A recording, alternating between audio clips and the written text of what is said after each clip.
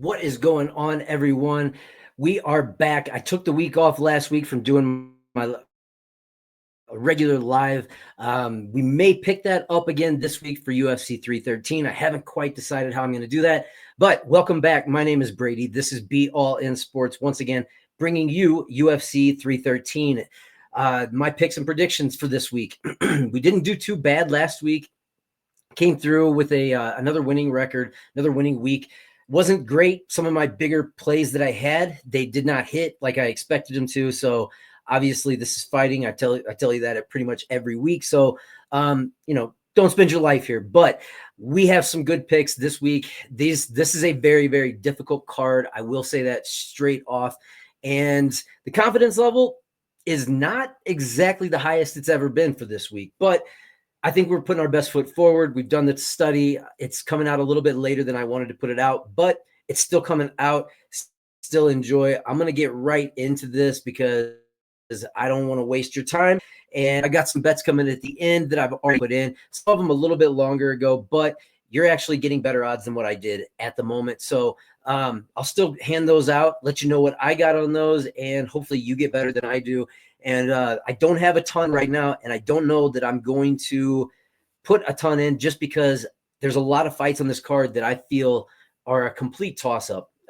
Every week, obviously, you're going to get those complete toss-ups, but this week in particular just feels like you could have some major surprises in there, but we do have some surprises to tell you about.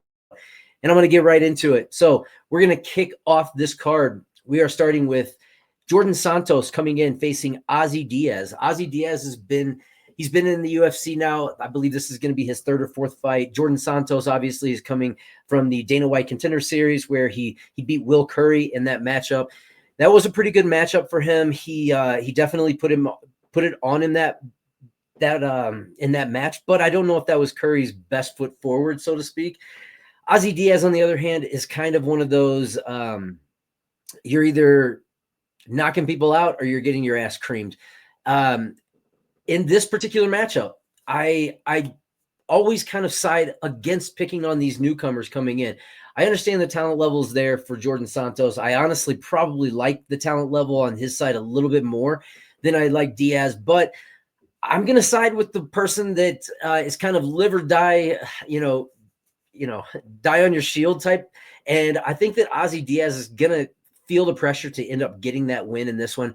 Santos, obviously, you got a little time when you're coming in off the Contender Series. A lot of those fighters do end up losing their first fight. I think the winning percentage and I would definitely be looking this up soon because it seems like we're seeing this more and more. But I'm very interested to see the winning percentage of those first fights when you first enter the octagon. I don't know if it necessarily always goes your way. Diaz, like I said, I'm going with the experience in this one. I think he's going to be going out, kill or be killed. And I think that in this instance, we could see him catch a knockout for this one. I don't know. But like I said, I'm kind of going out on a limb on some of these, but I'm gonna side with Ozzy Diaz in this. I think he can find a way to get it done.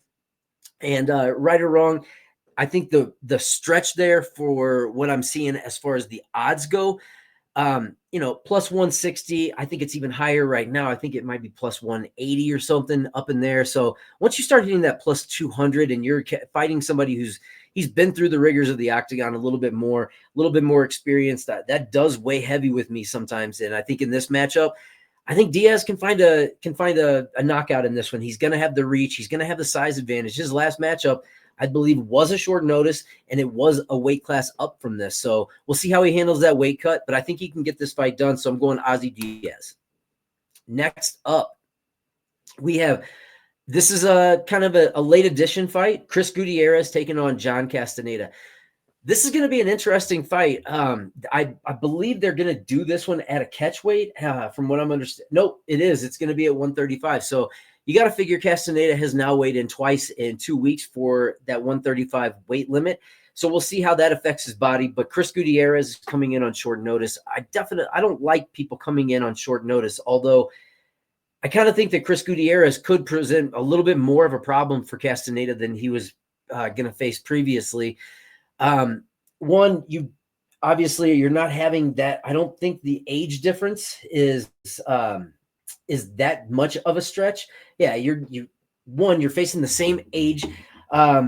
Even though Castaneda does have a little bit of a reach advantage, Gutierrez, he is going to have a little bit of a height advantage, and he likes to use those kicks. So if Castaneda can get it to the ground, control it on the ground, we might see that be the path to victory. In this particular matchup, I am going to go with the person who, and this is a kind of a back and forth. It's not a positive pick, and I don't have anything on this one, but I'm going to stick with Castaneda. I picked him last week, and I'm going to stick with him to think that he can get this done. Gutierrez, like I said, with those leg kicks can be very dangerous, but Castaneda with the overall game, if he can get this to the ground, I think he can control it, wear down some time, wear down Gutierrez as it goes. Maybe he's not quite as well up to par as Castaneda is. We'll see how that weight cut goes. There's a lot of question marks in this one. Again, a lot of question marks on this entire card, so I'm not completely positive, but I'm going Castaneda in this one. All right, Myron Santos taking on Francis Marshall. I think this is going to be a very, very interesting fight. And I will say that if I do put in bets on any of these fights, a lot of these bets may not exactly correspond to who I'm picking in these fights. This one, I have had a complete change of heart. After going back, I originally had picked Francis Marshall to win this matchup. One, the experience level is there. He's fought more in the UFC. That is always a factor that I look at. But then you look on the other side, Myron Santos is very, very good. I was not that impressed with him when I saw him on The Ultimate Fighter at first. After going back, you kind of gain a little bit more for him, but I think the main thing that I'm looking at here, and this could go one of two ways. I think Marshall has the advantage. If he can get it to the ground, he may have the advantage there. Santos, not necessarily where he is spending all his time in his fights. He does have good takedown defense, and I'm not sure Marshall's going to be able to get it to the ground. And even if he does, I don't know that he's going to be able to hold him down. We saw on The Ultimate Fighter people trying to take him down, and it wasn't very successful. He's got the dog in him, too. He's one of those guys that he wants it. He wants it pretty bad. And that 14-1 record, when you go back and you're looking at some of his competition, it's not the greatest, but he has fought he fought Dan Argueta. He didn't win. He did lose by KO, and you always have to wonder about that. We're going to find out a lot. I think, in my opinion, though, I am going to pick Santos to win this matchup because of the speed advantage that I think he's going to have in the striking. And I'm not sure that Marshall's going to have it to get it to the ground. But if I am betting this fight's bet is either going to be on the Francis Marshall side, because I think when you're putting it at a 3-1 against Marshall, I think that's a little bit of a stretch considering he's the veteran in this. He's had 4 fights in the UFC. Granted, he hasn't been winning all those fights, but he's been fighting some pretty high-level competition. And from fighting high-level competition, you got to think that you're getting a little bit more experience each time. So you bring that experience to the octagon against a newcomer like this, maybe that goes to your advantage. I think the plus 290 is way too high. I think that's too far of a stretch. So I won't be betting Santos, and I'm not putting him in any parlays this week.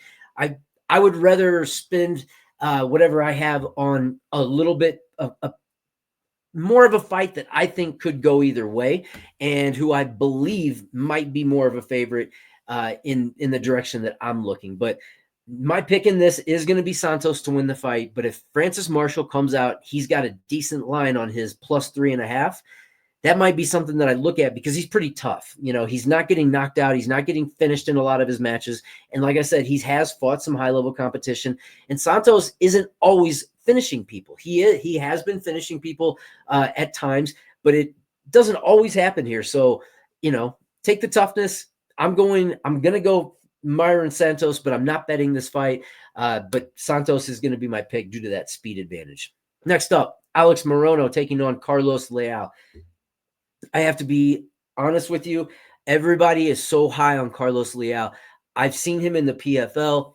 When he came into the UFC his last match, he looked juiced to the gills. The back acne, everything that he had going on, he was ripped, and he was ready to go for that match, no doubt about it. And I'm not even sure that he lost that match. He may have actually pulled that one out. On the other hand, you have Alex Morono, who he's that fighter that is going to, he may outpoint you. I don't see much coming back that Carlos Leal is definitely going to be facing as far as worrying about as far as a threat goes. So I think that you have to factor that in a little bit just to know. I think Carlos Leal has been hit harder than Alex Morono is going to hit him. So I'm not necessarily looking at a phase where Alex Morono is going to get a finish in this one. So I'll take that one right off the table. Morono has also lost his last two matches, both by decision, but he did lose those. He hasn't had a win in about 10 months, and that was against an aging Court McGee. So just the fact that like I said, I have not ever been truly that impressed with what I've seen from Leal, but he is going to obviously be the pick. I'm not going to pick Morono, who I don't think there's anything that Carlos Leal is going to be afraid of in this matchup. And I don't think it's going to be able to keep him off. So I think he's going to be able to close the distance, get him up against the fence. He's going to be able to hit him. And I think he's going to hit him pretty fucking hard. But I don't necessarily know. Morono has good movement, and he does, if it gets to the ground, he does have the skills to at least stay in that safe range, I believe. I don't think it's a ground and pound situation.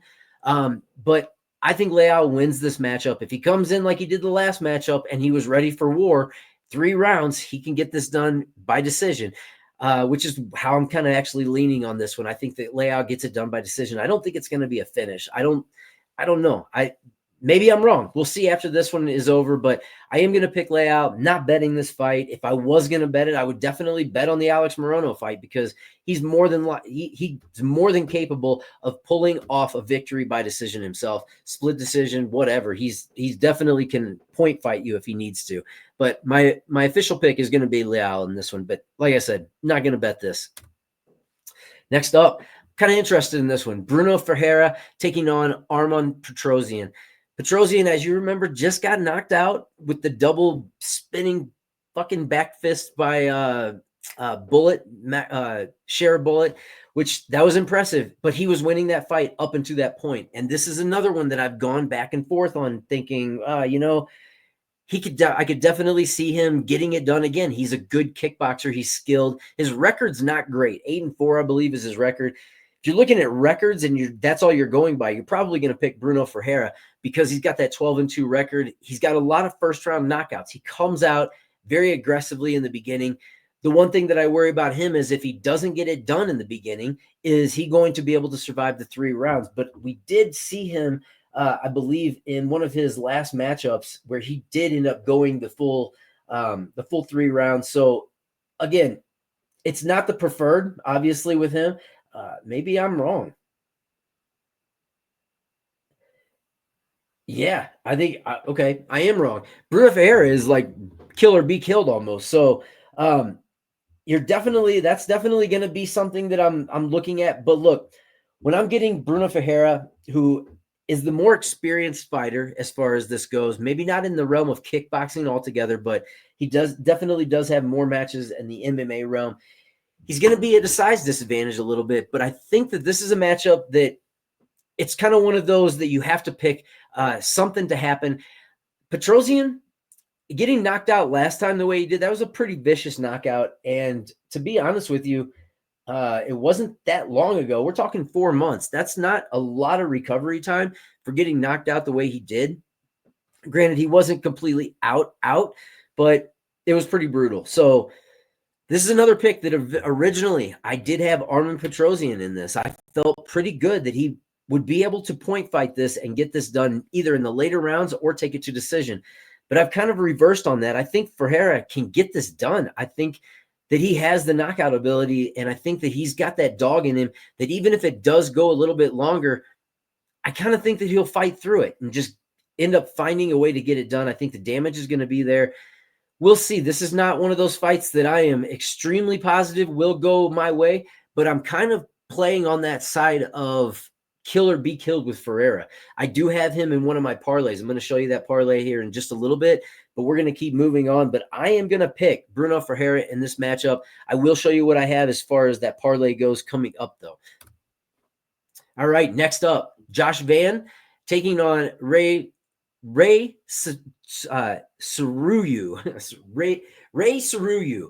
Joshua Van taking on Ray Saruyu. Okay, this is one that after watching the tape, it didn't take me long to make my pick, honestly. Josh Van, I feel, is going to be the better fighter here. When I was watching Ray Saruyu, he definitely has ground skills. He's kind of that long, lanky fighter that can be very dangerous in certain positions. But what I did notice is he starts getting a little desperate as time goes on. He starts getting his takedowns are less effective. And Josh Van is pretty decent against takedowns. And if Saruyu gets takedowns in the very beginning, I think it's going to be hard for him to keep Joshua Van down. I think it's going to wear him down. And I think in round 2 and 3 is when we always see Joshua Van get in there and do his best work. I don't think he's going to face a threat as far as a KO or getting ground and pounded out by Saruyu on this one. I think this is in his wheelhouse, and I think this is a matchup. Not impressed with Saruyu's talent that he's been facing. Joshua Van, on the other hand, has faced some pretty high-level competition.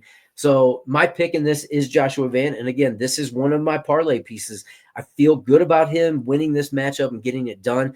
I do have him in a couple of them, actually. So I'll show you what's coming up in that one. But my official pick on this one is going to be Joshua Van.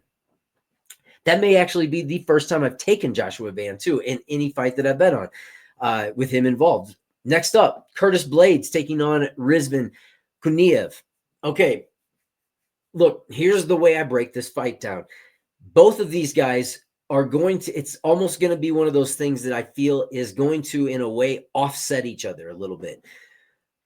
Both of these guys can wrestle, okay? Kuniev has that Sambo experience, that he's that typical Dagestani Russian wrestling type that, that's where they perform the best. And when I went back, Blades has obviously got wrestling talent. I am not discouraging that, not saying that he doesn't. But listen, he got taken down, I think it was 11 times by Yelton Almeida. Yelton Almeida is not as big as Kuniev. He's more athletic, but this guy is, if he comes in looking in decent shape, which that's kind of the question mark right now for me. I don't know what he's going to look like when he comes in. If he looks like this, I'm not too impressed with what he looks like there. But the Contender Series, I know the way this guy fights is very, very unhinged and wild. Curtis Blades, I feel like, wants to keep it in more of a control range and get takedowns. Kuniev, I'm not sure you're going to be able to get him to the ground. And I think that Blades might expend too much energy when he does that. Kuniev comes in wild, could hit him with an overhand. I could see that happening and rocking him right from the beginning and then taking it to the ground. But I don't think that Curtis Blades' wrestling defense is the greatest on the face of the planet. So he may be able to get back up. I'm not saying he can't, and that may wear Kuniev out. But when I'm looking at the odds, I don't think Kuniev deserves to be a plus 260, and I don't think Blades deserves to be a minus 325. I understand Blades has fought the bigger, higher-level competition. I know that he's got more experience in the octagon, and this goes against kind of the exact same thing that I just said when I was telling you that I don't like taking these Contender Series guys coming in their first matchup. And I definitely haven't taken this yet. But one thing that I will say, I don't think Blades' takedown defense is going to be enough to keep him upright the whole matchup. And then I think you have somebody who's swinging wildly and can catch you. Blades could get it done with this boxing if it does stay on the feet like that. We'll see how it goes. But I am picking the underdog, Rizvan Kuniev, to get this done. I think it could be a vicious knockout here, a ground and pound, something along those lines. But I think it's going to be a finish. I think he's going to get it done and kind of propel himself a little bit and then take that leap. And then I think it probably would be a perfect fade spot on the next match. But I'm taking Kuniev in this one, probably against my better judgment.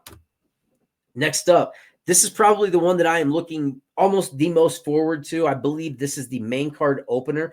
We've got King Green taking on Mauricio Rufy.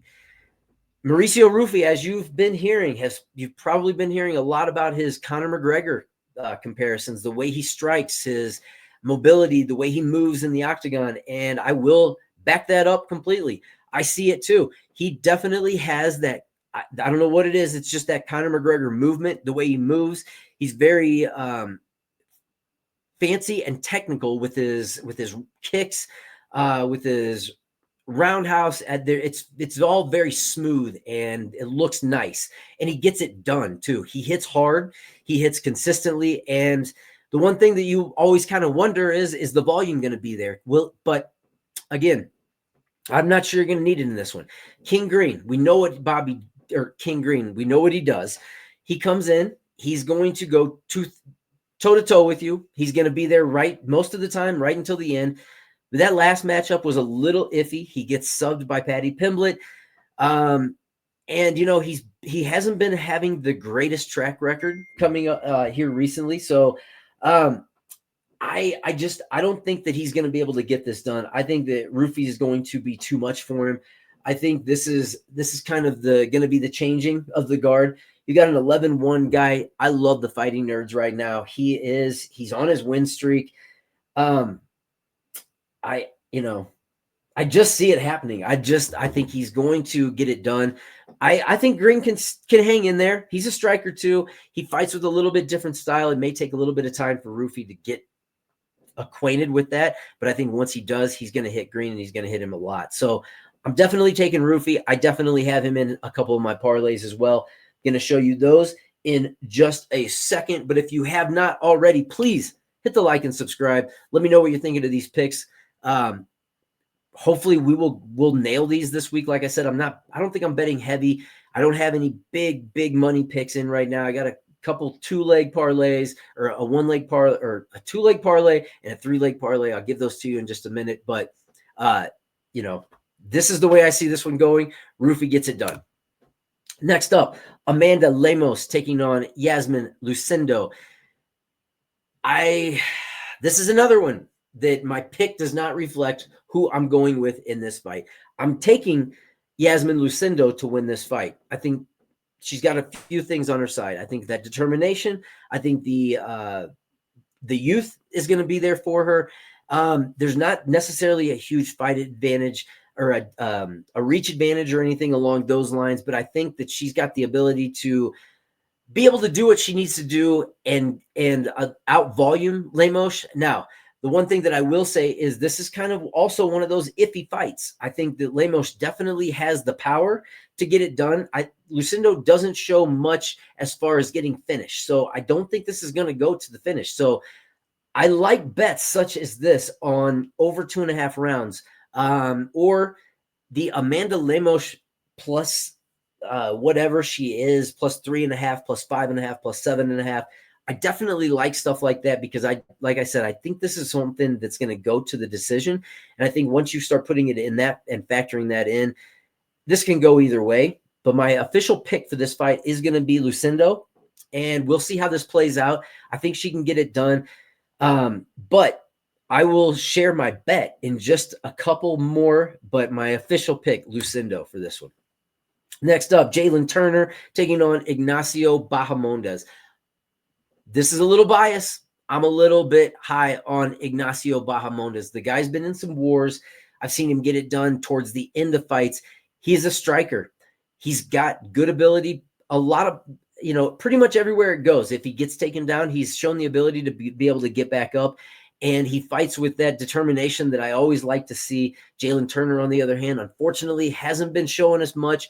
That weirdness that happened against Moicano, he actually probably finished him and then didn't complete the finish. So he kind of gave up and didn't get it done when he should have just finished it off and won that fight. It's mistakes like that and just not being able to go the distance. You're kind of a first-rounder bust. There's a few first-rounder busts on this card, which I'm finding out. But I'm going to go with the guy that I think has the bigger dog in him right now. And this may be completely like a big mistake here. I like Ignacio Bahamondes. I think he's more in the game. I think he's still got a ways to go as far as what he can do in the UFC. And I think this is going to be one that may possibly propel him a little bit further up and get him some of that name recognition that he needs in order to kind of push his career a little bit further. I think I'm going Bahamondes in this one. I think it's going to be what I would bet is either, I don't think it's bad to bet the Bahamondes straight up as far as the money line goes. I love that bet because it's not too bad right now. I believe it's a minus 115, totally in range. I also kind of like that, bet where you can move it and put the plus 3.5 on Bahamondes. Maybe he gets a little split decision in there. I like things like that as far as this goes. I probably will have something on Bahamondes or Bahamondes round 3 or decision. I think wouldn't be such a bad bet. We'll see how this goes, but I think Bahamondes has got it in the bag. We will see if I'm correct come Saturday. Next up, co-main event. This is a short notice fight. Justin Gaethje taking on Rafael Fiziev. I love both of these guys. That first fight they had was an absolute war. Justin Gaethje ended up coming out on top. And I think that right at the end, when he got that takedown, I think that might have swayed a lot of things for him as far as getting that decision. So this is one of those interesting fights because I think you have a lot of advantages in this, and I think you have a lot of disadvantages for each guy. One, Gaethje's getting a little bit older. He has taken a lot of damage. He definitely took a lot of damage in that last matchup when he got floored by Holloway. That was brutal. On the other hand, Fiziev hasn't fought in a year and a half. He's coming back from an ACL tear. Those are not good things. This is his first fight back, and you're taking it on a week and a half notice. Dan Hooker was the original opponent that Gaethje was supposed to fight. That was going to be a war. Now you have another kind of war, and it all depends on how Fiziev comes back. Honestly, if he comes back, he did well in that first fight. He has the speed advantage, I think, in this one, and he may have the freshness advantage because Gaethje, like I said, just got knocked out, and you always have to wonder how you're going to come back from this one this time. I know he's driven. I know he still wants to get the title shot. And here's what I'm doing. I think the smart way to play this is take Rafael Fiziev at plus 3.5 spread, plus 5.5. I think those are the type of plays that I want to try and put, even though, here's my pick. Justin Gaethje is going to be my pick. I don't like the fact that you're coming back from a year and a half off. You haven't actually been in the octagon since you tore your ACL. And I need to see it. I need to see something there first. I know what Gaethje can put forward, and I know that brain dead or not, he's going to fight. And the man's going to put on a show. He's probably going to go out on his shield. If it's not going his way, he's going to get kind of desperate. But I think the smart bet is to put it on Fiziev as a plus spread, because I think the more likely outcome is that he's going to get the knockout against Gaethje. But I'm a Gaethje fan.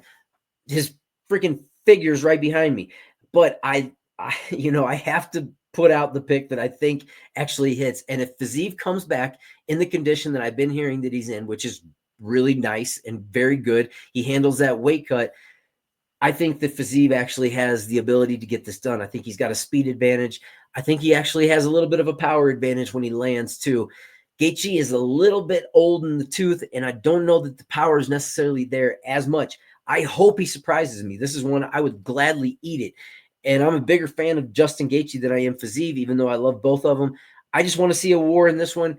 I think if I bet it, it's probably going to be an over 1.5 bet. Or, like I said, I'll probably maybe put something on that plus spread on Fiziev, hoping that he can make it, not get the injury, and at least steal around. And Gaethje still wins. Win-win. I still win. Gaethje wins. Bam, bam. Let's get it. This is Be All In Sports, by the way. My name is Brady. Please hit the like and subscribe if you haven't. We are on to the main event. This one's going to be a banger, and it's another hopeful pick, honestly. Alex Pereira taking on Magomed Ankalaev. Man, this is such a tough fight to call. I think on one hand, you have Alex Pereira, who is on a major, major winning streak, okay? He's looking great. He always looks good. And then on the other hand, you have Ankalaev, who truly, really, to me, he has not lost in the octagon. I know he did lose to Paul Craig, but listen, when you're losing with a second left, that does kind of worry me. I got to be honest, because you gave up. You gave up with a second left. I think even I could have held my breath for that fucking long. But anyway, I think Pereira is the more skilled striker on the feet, obviously, but not to discredit Ankalaev. I think he's very, very dangerous. I think he has the ability to get it done himself on the feet. And Pereira does get hit occasionally. And He is a little bit older. Ankalaev may actually have what I consider a little bit of a speed advantage as well.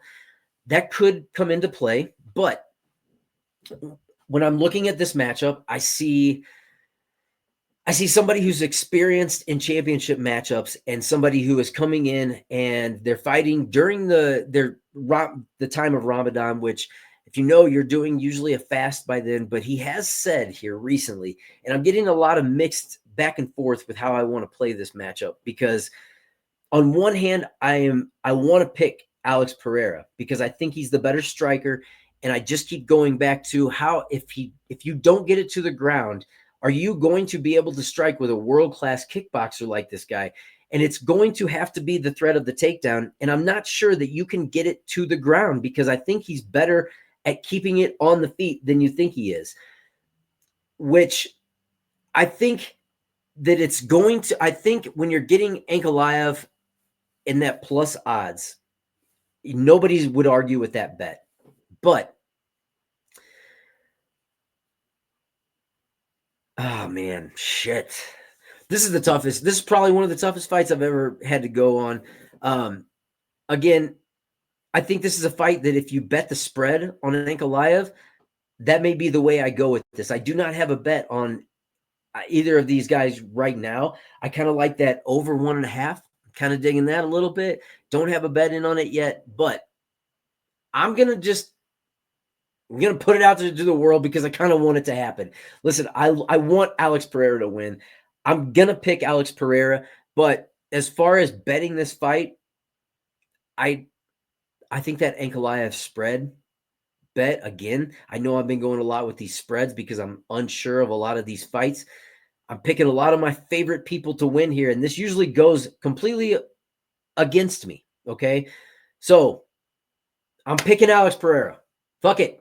Picking Alex Pereira. But if you're betting it, bet the Ankalaev spread. Bet against me on this one.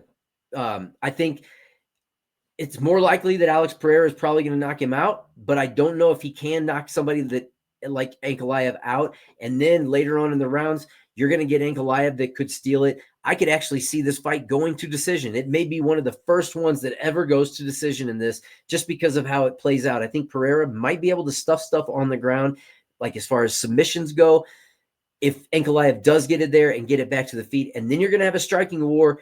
That's anybody's ball game at this point. I think Pereira is the better striker, but Ankalaev can surprise you, and this shit is just weird.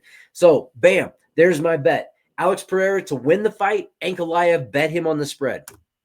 Do what you want with it. Here's my 2-pick parlay. I got a minus 125 on DraftKings. This was put in a while ago. It's going to be Mauricio Rufy money line. I got him at minus 535. I think you're probably getting better odds at that. Now, let me check this just real quick.